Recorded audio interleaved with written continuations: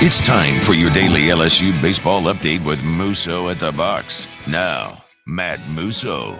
Off and running. Welcome in another edition of Musso at the Box. Glad to have you along for the ride. We're presented by Gotlit Light Installers. Please smash the like button. Get subscribed if you have not already. LSU, they win a very important series against the Arkansas Razorbacks. 5-4 in extra innings on Friday. 13-3 run rule fashion on Saturday before dropping the finale 7-4. Tigers certainly had their chances, but some shaky pitching really just allowed Arkansas to keep them at arm's length all day long. We'll get into game 3. It's really the one we haven't recapped, but of course I have some overall thoughts on what was a really, really strong weekend for LSU top to bottom. That is as impressive of a weekend series win as you're going to find. Arkansas is arguably the most complete team in America, and you really saw that finally on display in game number 3. So you can look at that one of two ways. You can look at it and be upset that LSU missed a couple opportunities, walked too many batters, and lost the game and didn't sweep. Or you can look at it and go, okay, that's a really good team on the other side. LSU did plenty good this weekend, and they beat that team 2 out of 3. Took another step into locking up a top 8 national seed, which is your main goal. Finished the season 30-5 at home in the regular season, and now you head to Columbia, South Carolina with a chance to go beat a team that you're better than and lock up the top 8 seed, which is, again, one of your main goals of the season. And in doing so, you took a lot of steps forward against a really good team in Arkansas. And that's really the way that I choose to look at it. So we'll get into game 3 and some of the things that did go wrong. We won't shy away from it, but I have some numbers here offensively for LSU and on the mound that are just incredibly encouraging from this weekend and should give you a lot of hope moving forward. So let's go ahead and really kind of dive right into it. Again, follow on social media if you haven't already. Twitter X Musso Matthew. You can find me on Instagram and on Facebook as well. So we'll start with game number 3 because, again, that's the only one we haven't really looked at. I'll keep it pretty brief. There's only a few things I really kind of want to mention. On the mound, LSU walked 9 batters, and that's just not going to cut it. Man, I thought you battled really hard at the plate against some really, really tough arms. Like, the downside of you beating Arkansas so badly in game number 2 is they were able to save the best arms in their bullpen, and they did. Guys like Dylan Carter, Christian Fouch, Parker Coyle, Gibbler, like those were high-end arms that you normally don't see on a Sunday in the SEC. Now, to LSU's credit, they were able to run out a few of those as well, and Shores and Myers, you know, and Cooper Williams and guys like that. But I thought LSU battled really hard, and each time you clawed your way back into the game, it was just really hard for you to get that shutdown 0.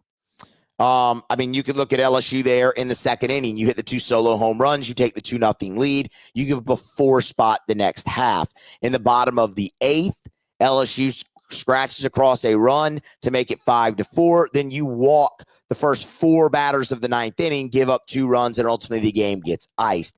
That just was an issue. We'll start with Casey Evans. And, y'all, I think the world of Casey Evans. The kid has had a phenomenal freshman season. He should be in the running for SEC Freshman of the Year. His teammate Derek Curiel is probably going to win that. But, like, he has been awesome. The last 2 weeks, walks have been an issue for him. I don't know if that's just a difference in his role. I'm not asking Casey Evans to go out there and give you the 6 innings of 2-run ball he gave you against Tennessee every time. I don't really think that's realistic, especially at this point in the season when he's been keyed into one role for so long and has thrown a lot of high-leverage pitches and a lot of high-leverage innings in that role, but you need him to get you through the 4th inning more, and you need the walk total to come down. Now, I'll give you in whatever role he's going to be in, by the way, with the walks, because Casey Evans, before he entered the start against Texas A&M, he had walked 9 batters all year. He's walked 6 in his last 2 starts, and that's just very unlike Casey Evans. So really what I want to see there from him, again, I don't care if he's starting, I don't care if he's in the bullpen. You just want to see him get back into the zone a little bit because that's one of your best arms, and you need that going forward. So look, he struggled a little bit, again, the 3 walks, but the biggest thing for Evans was trip number 2 through the lineup, Arkansas barreled him. I mean, he just was not fooling anybody. He had trouble putting the hitter away, and they made him pay. That being said, I thought it was really important that LSU immediately responded in the bottom half of the third. You got the run across. Yes, you were hoping for more. That's when Milam hit into the double play with the bases loaded. Disappointing, but at least you got one run out of that, and it's a one-run ball game, and you were able to make it again a one-run ball game, but the walks were just too much to overcome. I mean, on the day, LSU pitching, you walked 9 and struck out 10, and that it's really hard to win. And that's really one of the things I look at and I go, because Maverick Rizzi had been pitching really well coming into this weekend, and he did not have a good weekend on the mound. Man, you were able to put William Schmidt in a really big spot. And again, he's just a completely different pitcher on an SEC weekend. Like, he does not even look like the same guy. The confidence is just not there. There is no, I wouldn't even call it command. There's just no control of the stuff when he's on the mound in the SEC. That's something they have to work through, and they will. He's extremely talented, but I mean, 11 pitches, 3 strikes. That's just not going to cut it. And that's been his deal all year in the league. I think that's now 11 walks to 1 strikeout in the SEC. Let's see. I mean, I can get the exact number for you here real quick. I didn't prep that. No, I was right. It's 11 walks to 1 strikeout in the league. He's just right now. You cannot count on him in SEC competition, and that's really disappointing. But that's just kind of where you are. Not in any real high leverage spot, at least. So that part was a little disappointing. But you know what? I thought LSU really battled hard in the game. I really did, against some really good arms. When I look at a positive from a pitching standpoint from LSU this weekend as a whole,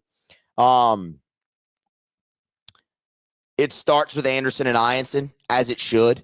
They were absolutely electric once again.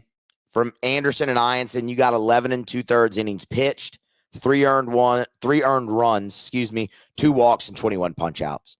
They each got you into the 6th. Ianson got you through 6. You avoided a major scare with Anderson's wrist. That was the advantage. I mean, y'all, when I talked about this series in the preview, the advantage I thought you had was on the mound, starting pitching-wise, specifically with Anderson and Ianson, and you saw it. I mean, Ianson flat out dominated him. Anderson kept you in the game, maybe didn't have his best stuff, but kept you in the game, and ultimately you were able to win it. And it was great to see him do that on short rest. So, tip of the hat, they're the best 1-2 in the country for my money. There is not another pair in America that you could offer me that I would trade Cade Anderson and Anthony Ianson for at this point. What they've done the last 3 weeks against Tennessee, Texas A&M, and Arkansas cannot go unnoticed. I mean, against Tennessee, you get 7 1/3, and I think it was 11 punch-outs from Anderson. And he kept you in the game, you'd win it, and it's going up against Liam Doyle. Ianson gets you into the 6th inning. I think it was 5 2/3 from him, getting double-digit punch-outs in that ball game against Tennessee, and you're right in the ball game. Obviously, against Texas A&M, they were flawless. Ianson goes complete game, and now what you saw this weekend against those 3 lineups. I know A&M lost to Missouri, whatever. That's a talented team. We understand that. Against those 3 lineups, the best 3 lineups they faced all year, they were awesome, and it's a big reason LSU went 5-4 through that stretch, which is exactly what we said they needed to do through that 9-game stretch. If you were going to have a chance, you had to go 5-4, and it went exactly the way we talked about. You won your home series, you dropped the one on the road. Yeah, you had a chance to win that one multiple times, but ultimately you did what you needed to do. And that's a great success, and Anderson and Ianson are a huge part of that. And you feel great about those 2 going into the postseason. The other big takeaway for me from the weekend on the mound is Chase Shores. That is someone you have needed to emerge all year, and it just wasn't happening in the rotation. You move him to the bullpen, and he has been really, really good. Chase Shores across 2 outings for LSU this weekend through 4 2/3 innings, gave up 2 earned runs, 1 walk, which is so massive, and punched out 4. The command is so much better right now for sure is because, look, the stuff is good, and he's even getting a little bit more swing and miss, which is huge as well. But when you go back to earlier in the season and him in the rotation, I mean, you were seeing him walk 3-4 different guys throughout the course of an outing. For him to go in an outing like that, 4 2/3, for him to go 4 2/3 over 2 different days, 1 walk, 4 punch outs. The other thing is that's the first time you've seen him pitch twice in a weekend, and that's a different animal. And he passed that test with flying colors, and that's just extremely important for LSU going forward. Because if you're going to start Casey Evans, you need to have somebody emerge in that bullpen. That's been the whole conversation this all season. Chase Shores is starting to become that guy, and that's just massive. You really can't quantify that.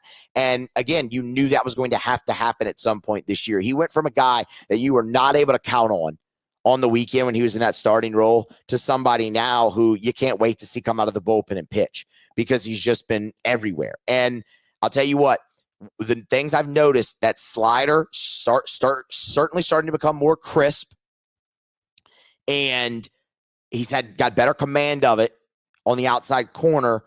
But the thing you saw from him also earlier in the season was command of that glove side two-seamer to bring it back over the plate. And you saw that a good bit in this weekend as well. So just hope he continues to develop, because that's a massive, massive piece for LSU as you head into the final week of the regular season, SEC tournament, and beyond. Chase Shores, I thought, was absolutely awesome this weekend. I mean, really big hat tip. And I thought Jaden Newt was very good as well. Jaden Newt came in and stabilized that game a little bit for you on Saturday, where you went into that winning. You went into that 7th inning winning 12-0, needing 3 outs for the run rule. You give up the 3 runs. Walks had a lot to do with that. Jaden Newt comes in, stabilizes it, keeps it at 9 runs where you only needed the 1 run in the bottom half to walk it off. Ultimately, you would get that, and that's big. And that's something you've seen from LSU's bullpen really all season. There's been some shaky outings, but at least one guy has come in, stabilized it, and that's why it's been good enough for you to win. But make no mistake, you were led by your starting pitching and the back end of your bullpen. So far, that's been good enough to get to 40-12 before the final week of the regular season. So major hat tip. Hats off to those guys. I thought Anderson, Ianson, Shores, and Newt, story for you on the mound this weekend. They were great. I want to get into the offense, but first, let me remind you about Got Lit Light Installers, gotlitlights.com. Get your quote there. Any exterior lighting needs for your home, not just the Christmas lights anymore. Remember, they've expanded permanent outdoor landscape lighting, your front yard flower bed, your backyard patio or pool area. Maintain the lights as well. They make you a customer for life. You're looking for outdoor lighting temporary for a private event, whether it's a graduation party this month in May or a wedding reception, maybe an anniversary or a birthday.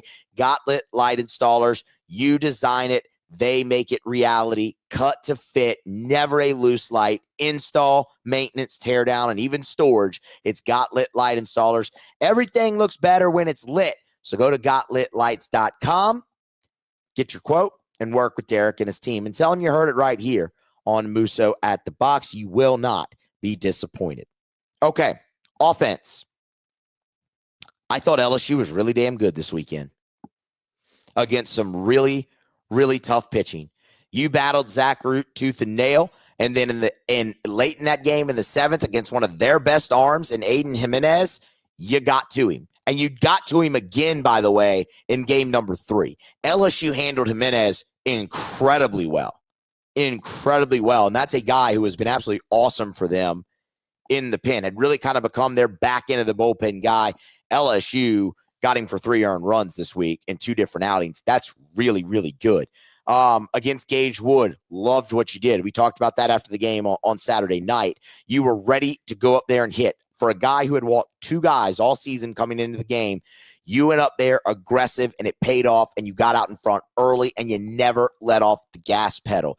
That was really encouraging. You were able to jump out to the big lead in game number 3. And again, you scratched and you clawed back to 1 run a couple different times. You just couldn't get over the hump.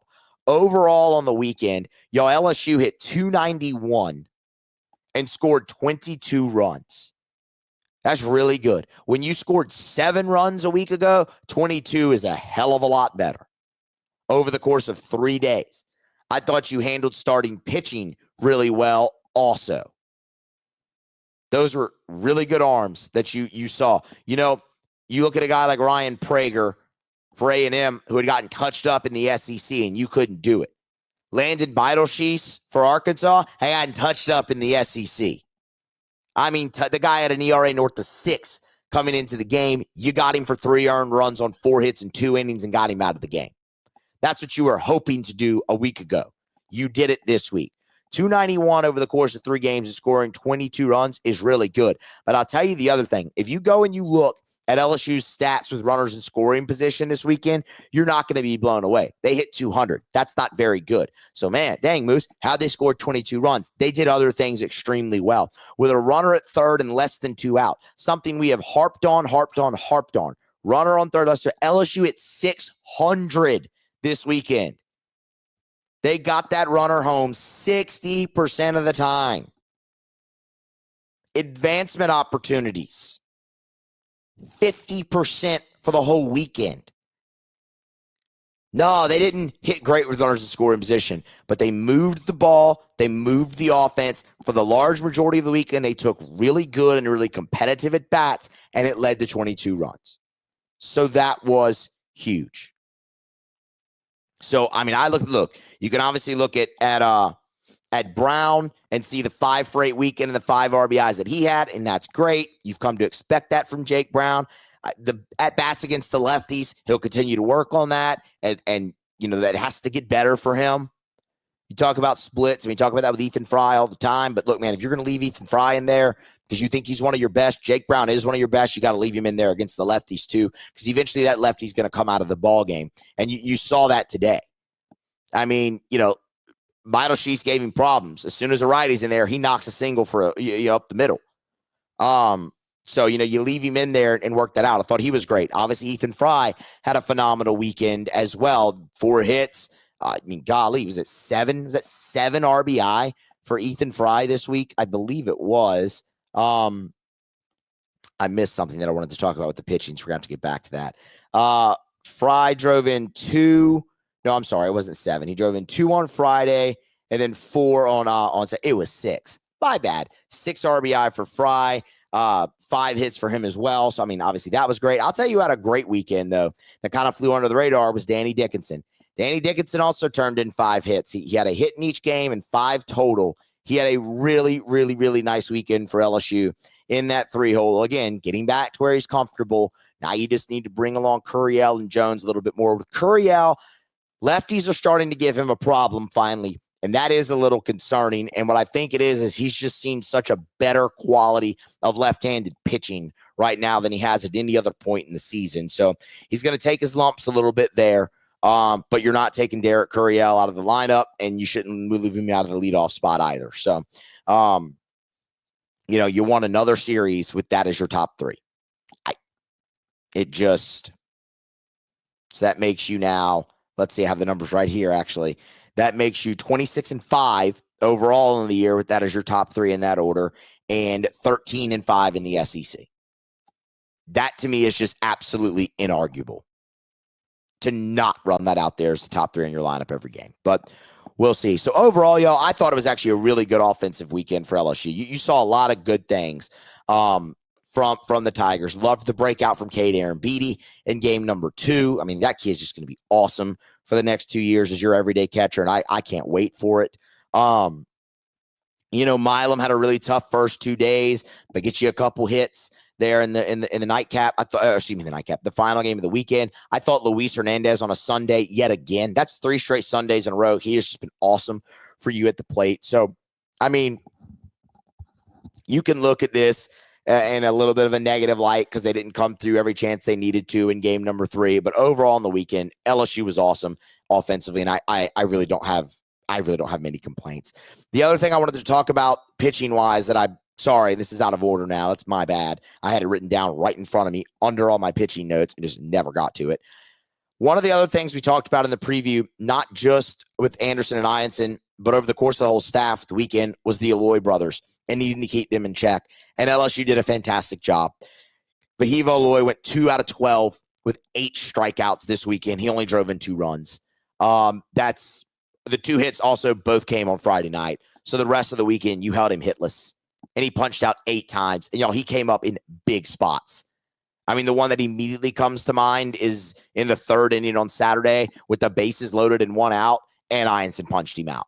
Like, that's what you did to Justin LeBron. That's what you did to Jace Laviolette the majority of that series. And you did it again to Vahiva Aloy, who, if you listen to that broadcast, is most likely going to be the SEC Player of the Year. And that cannot go unnoticed as a reason you won this series. Kahio Aloy, same deal. You look at him, yeah, he hit 300. That's fine. The big thing with Kahio Aloy, he's leading the SEC in runs batted in. This season, he had 1 RBI. And it came on a solo homer. So anytime he came up with a chance to drive in runs this weekend, you got him out. You also did a phenomenal job of facing him without runners on base where he couldn't do damage.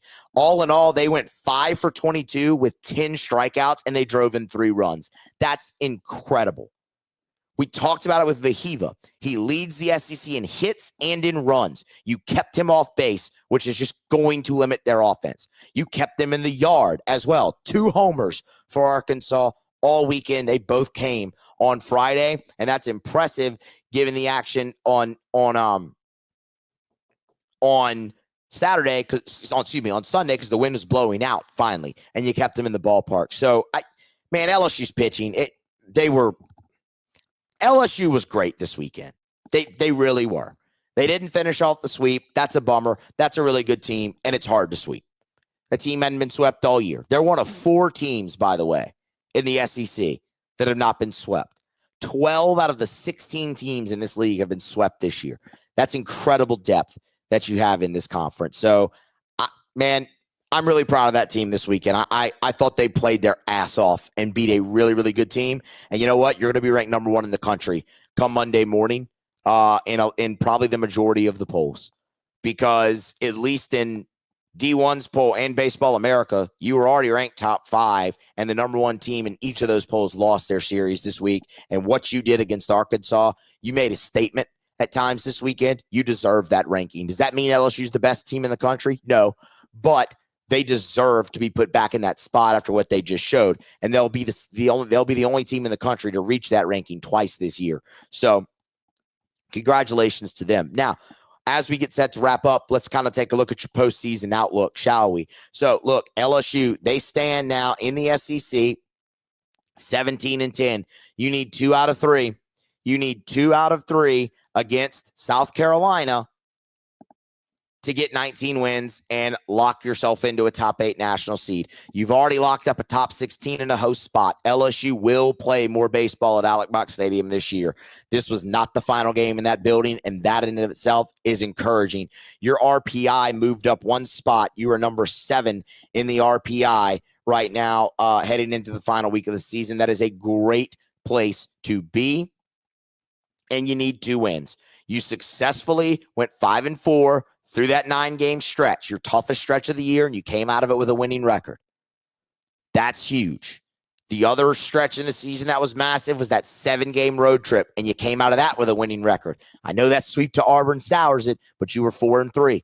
Those are 2 huge stretches that have gotten you to this point now in the season where you look at the final weekend, you're playing a team with 5 conference wins, and you need to beat them twice, and you lock it up. Now, South Carolina is not a very good team. Fundamentally, they do not play great baseball. Missouri's also terrible, and they went and swept A&M because A&M was not ready. They looked past them, in my opinion.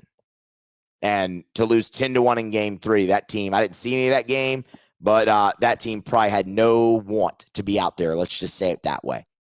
LSU is going to have to go out there, play their best ball, and come correct to get those 2 wins because it's the SEC and it's tough. But with Anderson and Ianson at the front of your rotation, you feel really, really good about that. And South Carolina has gotten banged around in conference play, and that ballpark is the biggest embarrassment in the league. Everybody wants to talk about Tennessee. South Carolina's worse. It's like 380 to center field, which is a complete, that is a legitimate high school field. So you have great front line pitching, and you have great offense potentially in that park. LSU should win 2 out of 3 there, and you should get to 19 and get your top 8 seed, and that's awesome. And if and when you get there, we will absolutely commend this team for that because they have battled through some trials this season. And you look up and they're 40-12, 17-10 in the league, top 10 RPI. You've already locked up a regional host site. Now you're looking to lock up that top 8. You've done everything you needed to do up to this point. You need to win 2 more games. And I think the way they're playing right now and the opponent you have coming up, you feel really good about those chances, and you should. But again, they have to go out there, execute, and play their best baseball. And if they do that, they'll lock everything up that they need to do. In terms of an SEC championship, it didn't mathematically go out the window with that loss today to Arkansas, I should say Sunday to Arkansas, but it certainly got a lot harder. Pull up the standings here real quick. And LSU is now in solo third place. They're 3 games back from Texas. So what you would need is you needed Texas to get swept, and you need to sweep, and that would tie you with Texas. The other team you have to watch in that situation, though, would be Arkansas. Arkansas at 18-9, with what they can do against Tennessee potentially, they could end up vaulting and winning this thing outright. So you're not mathematically eliminated from an SEC championship, but your odds certainly got longer with the loss on Sunday. That's okay, though. You want to win the SEC every year, but it's not your main goal. I would honestly say getting the top 8 national seed is a bigger deal than winning the SEC. So, I mean, look, in 2023, you didn't win the SEC. Anybody really mad about that? No. You're not, because you won the big trophy and you got your top 8 and all of that. So that's where everything stands. LSU, the other important thing here is next week you can also lock up a double bye in the SEC tournament, which is huge because the top 4 in the SEC tournament, the top 4 in the SEC, get that double bye. You wouldn't play, I believe, until Thursday. So you could get Anderson back on the mound, get him another start before postseason, which would be huge. He'd be on normal rest. Playing Thursday, Friday, Saturday of this weekend. And if you feel good, you win behind him, you get Ianson another start. Like you're set up in that realm to get your 1 and 2 each a start, which to me is the most important thing in the SEC tournament. If you happen to win it, fine, whatever. But once Anderson and Ianson get their starts, you could really bow out, and I wouldn't care. So, and nobody really should. Go get ready for your regional, and at that point, probably a super regional if you have a double bye, because the top 4 are definitely getting top 8 national seeds. So all in all, man, that was a really successful weekend for LSU, and you've just continued to put yourself in a great position, and you still have an outside shot at 20-10. So awesome. Just that's the takeaway. Awesome from LSU. Y'all smash the like button, please. Get subscribed if you have not to the YouTube channel and on your favorite podcast app. Follow me on social media as well. Please share the podcast. That's greatly appreciated, and be here next time for more on Musso at the Box.